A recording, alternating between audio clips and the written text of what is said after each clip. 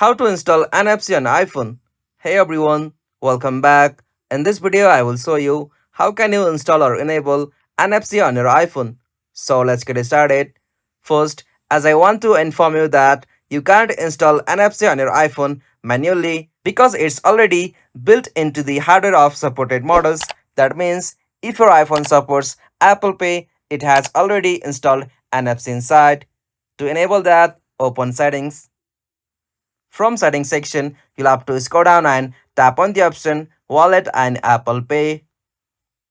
From the section, set your Apple Pay by adding your cash method or your payment method. This uses NFC for the tap payment.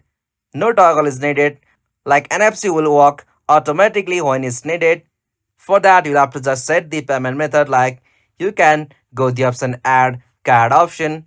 After you add your credit card or any kind of card you want to pay from, you'll be able to turn on or enable the NFC on your models that support it, and from there you can manually activate that. If this video was helpful, please don't forget to give a like and subscribe for more iPhone tutorial like this. Thanks for watching. Have a good day.